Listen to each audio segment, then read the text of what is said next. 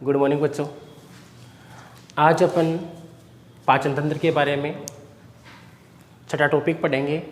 तो हमने जो पाचन तंत्र के बारे में बात की थी उसमें ऑर्गन्स है या जो आहार नाल के भाग थे उनके बारे में बात कर ली थी। मुख पढ़ लिया, मुख के बाद में मुख गुहा, ठीक है, मुख गुहा के तीनों पार्ट पढ़ लिए। फिर आपने आमाशय तक कंप्लीट कर लिया। तो आमाशय तक कंप्लीट कर लिया, उसके बाद में आज बात करते हैं अगला टॉपिक अपना क्या होगा। तो आज बात करेंगे अपन आंत्र की। किसकी बात करेंगे? आंत्र। तो आंत्र के बारे में अपन पढ़ते हैं। तो देखिए अपन पहले डायग्राम बनाते हैं।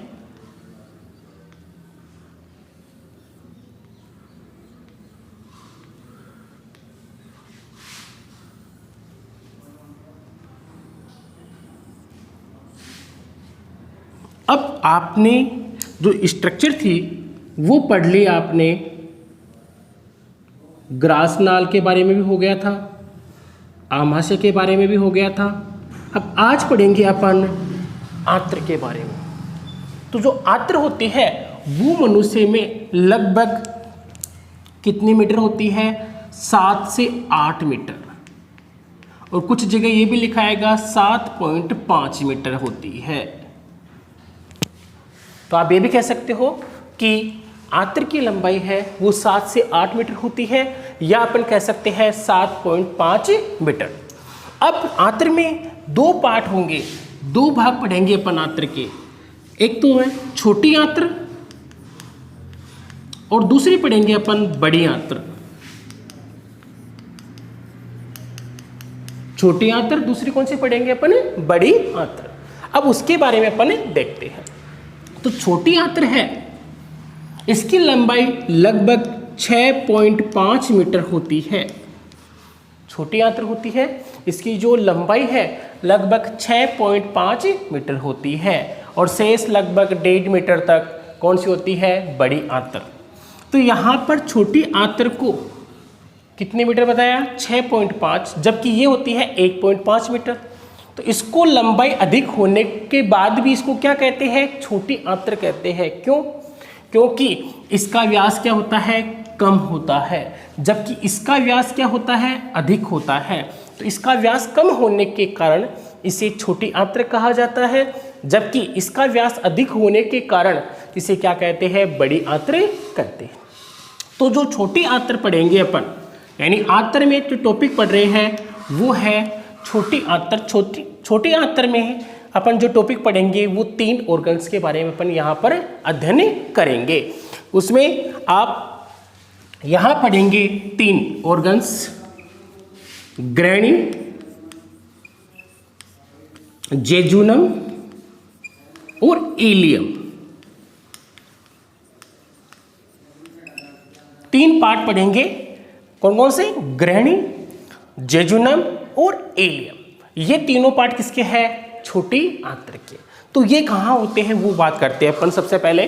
तो देखिए यहाँ पर आमाशय के 3 भाग बताए थे मैंने आपको, और आमाशय से यू आकार से जुड़ी हुई एक नलिका नुमा संरचना पाई जाती है।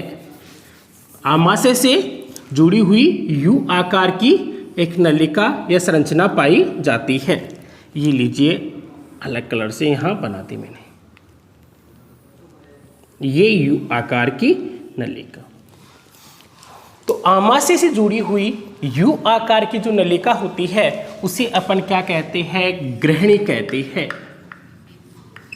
क्या कहते हैं? ग्रहणी कहते हैं, जिसकी लंबाई लगभग 25 सेंटीमीटर होती है।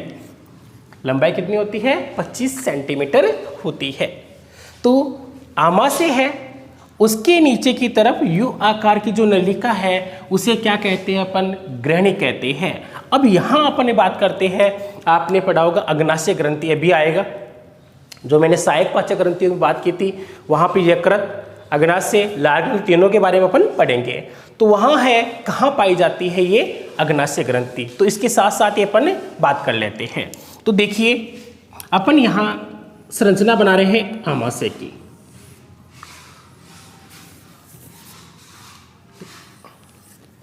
और आमाशय के जस्ट नीचे यू आकार की नलिका, ये लीजिए,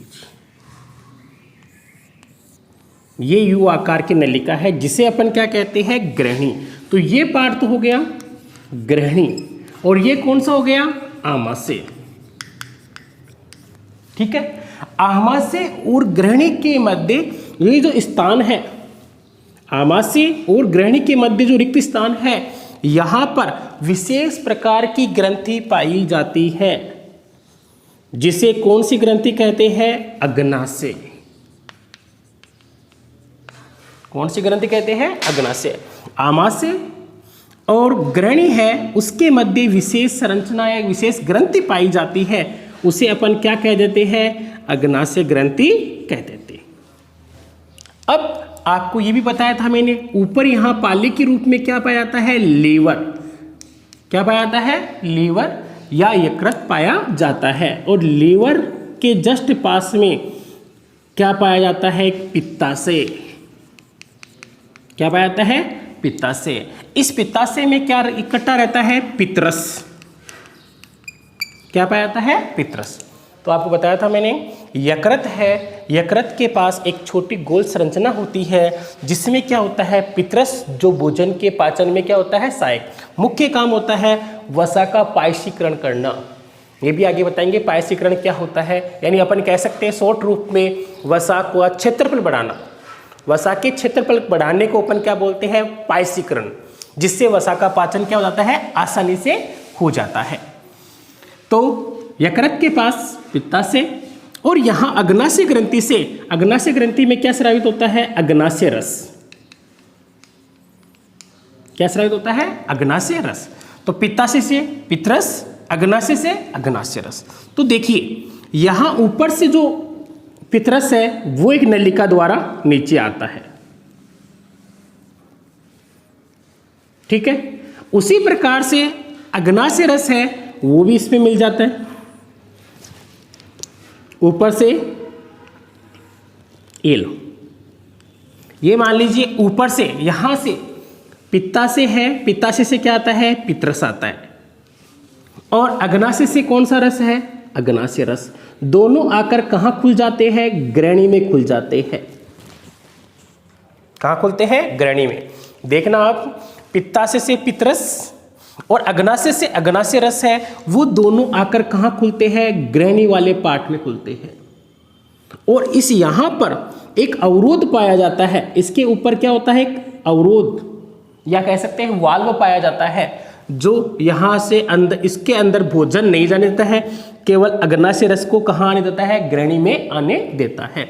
इसे बोलते हैं ओडाई का अवरोधनी, ओडाई की अवरोधनी। सीनियर क्लास में भी चैप्टर है और इसमें क्वेश्चन भी दे रखा है कि ओडाई की अवरोधनी क्या है। तो आपको भी ध्यान होना चाहिए, ओडाई की अवरोधनी क्या होती है कि पित्ताशय से पितरस और अग्नाशय से अग्नाशय रस है, वो कहाँ खुलता है, ग्रहणी में खुलता है। और वहाँ पर एक वाल्व पाया जाता है जिसे अपन क्या कहते हैं, ओडाई की अवरोधनी कहते हैं। ठीक है, तो हमने एक पार्ट पढ़ा है केवल ग्रहणी। तो आंत्र के दो भाग पढ़ेंगे हमने, छोटी आंत्र, दूसरी कौन सी है, बड़ी आंत्र। छोटी आंत्र है उसकी लंबाई लगभग 6.5 मीटर होती है। इसके 3 भाग होते हैं, ग्रहणी, जेजुनम और इलियम। ये इसकी लंबाई लगभग कितनी होती है, 25 सेंटीमीटर। और ये यू आकार की नलिका होती है। क्या होती है, यू आकार की नलिका। इस भाग में अग्नाशय रस और पितरस दोनों स्रावित किए जाते हैं। अग्नाशय रस अग्नाशय ग्रंथि द्वारा और पितरस है वो पित्ताशय द्वारा स्रावित होकर कहाँ चला आता है, ग्रहणी में आता है। ठीक है, अब दूसरा पार्ट कौन सा है, जेजुनम। दूसरा पार्ट कौन सा पढ़ेंगे अपन, जेजुनम पढ़ेंगे। अब ये जेजुनम पार्ट है, तो ये मान लीजिए यहां पर मैं दूसरे क्लास से बना रहा हूं, ये जेजुनम पार्ट हो गया।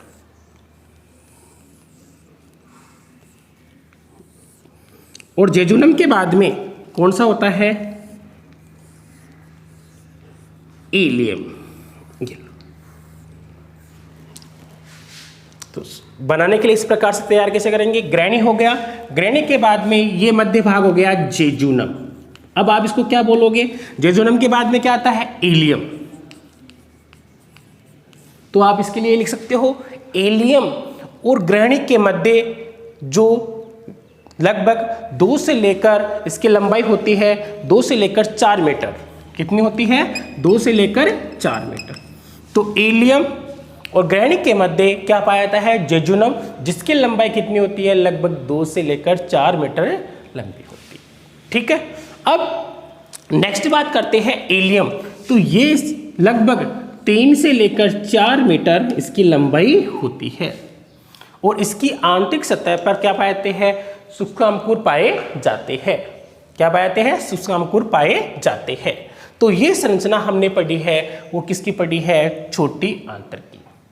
तो मेरे हिसाब से सभी बच्चों को क्लियर हो गया होगा। छोटी आंत्र है, इसके 3 पार्ट है, यू आकार की नलिका ग्रहणी, और फिर एलियम और ग्रहणी के मध्य जो भुजा है उसे कहते हैं जेजुनम, जिसकी लंबाई होती है 2 से लेकर 4 मीटर, और जो अंत है उसकी जो भुजा है उसे अपन क्या बोलते हैं? एलियम, जिसकी लंबाई कितनी होती है? 3 से लेकर 4 मीटर की होती है। और ओडाई की अवरोधनी के बारे में हो गया। ओडाई की अवरोधनी का मुख्य काम क्या होता है? भोजन को यहाँ पर इसके अंदर नहीं जाने देता है, केवल अग्नाशय रस को कहाँ आने देता है? ग्रहणी में। ठीक, अब बात करते हैं बड़ी आंत्र की। तो एक हाँ, अपने यहाँ पे एक बात और करते हैं कि जो ग्रहणी होती है, ग्रहणी और एलियम, वहाँ पर क्या पाए जाते हैं? अंगुलीनुमा उभार पाए जाते हैं। ग्रहणी और कहाँ पर? एलियम पर अंगुलीनुमा उभार होते हैं। ठीक है, जिन्हें अपन क्या कहते हैं? रसांकुर। क्या कहते हैं? रसांकुर, जो क्या काम करते हैं? अवशोषण की दर को बढ़ाने का काम करते हैं, यानी अवशोषण की सतह है उसको बढ़ाने का कार्य करते हैं। अवशोषण की सतह है उसको बढ़ाने का कार्य करते हैं। फिर रसांकुर होते हैं, अंगुलीनुमा उभार हो गए, उनमें जो गर्तनुमा भाग होते हैं उनमें कलश कोशिकाएं होती है, आंतरिय कोशिकाएं होती है और पेनेत कोशिकाएं होती है। कौन सी होती है? पेनेत कोशिकाएं। ये जो सभी कोशिकाएं पाई जाती हैं, जिसमें कलश कोशिका क्या काम करती है? जो श्लेष्मा का स्राव करती है। कलश कोशिका क्या काम करती है? श्लेष्मा का स्राव करती है। जबकि आंतरिय कोशिका है वो क्या काम करती है? जल अपघट्यों का स्राव करती है।